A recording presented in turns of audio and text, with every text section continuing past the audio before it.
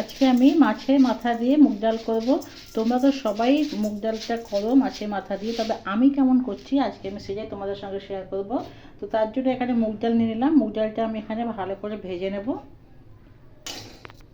দেখো মুগ ডালটা ভালো করে ভাজা হয়ে গেল। এবার এর থেকে ভালো একটা গন্ধ বেরোলো। এটা আমি প্রেশার কুকারে একটা সিটি দিয়ে দেবো।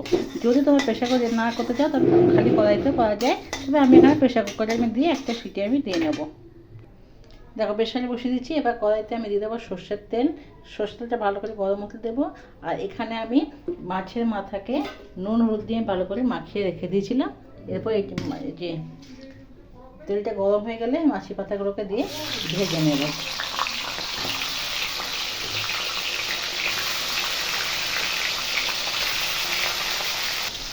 এখানে মাছ ভাজা হতে হতে এখানে আমি দিয়ে দেবো গ্রাইন্ডিং জানিয়ে নিয়েছি, দিয়ে দিলাম একটা টমেটো, এবার এখানে 2 টুকরো আটা আর 2 টুকরো রসুন দিয়ে এটাকে আমি বেটে দেবো।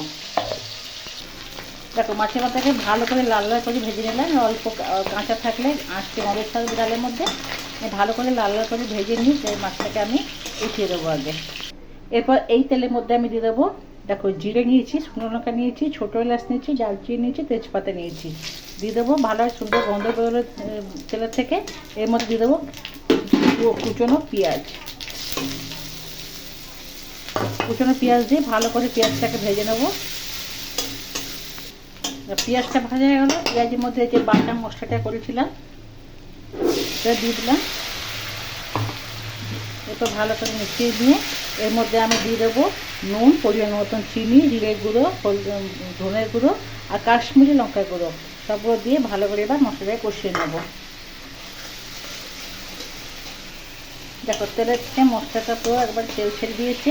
এরপর এই যে মাছের মাথাটা ভেজে রেখেছিলাম সেটা দিয়ে দিল। ভালো করে কষিয়ে নেবো। একটু ভেঙে ভেঙে দেবো।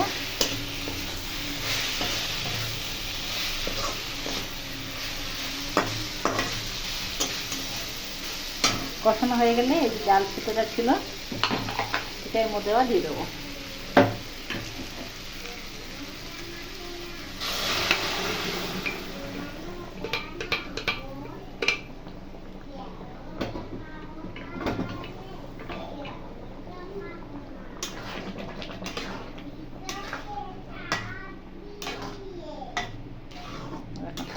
তোমরা কে এভাবে করো অবশ্যই কমেন্ট করে জানিও, আর কার এই ডালটা ভালো লাগে সেটাও কমেন্ট করে জানিও।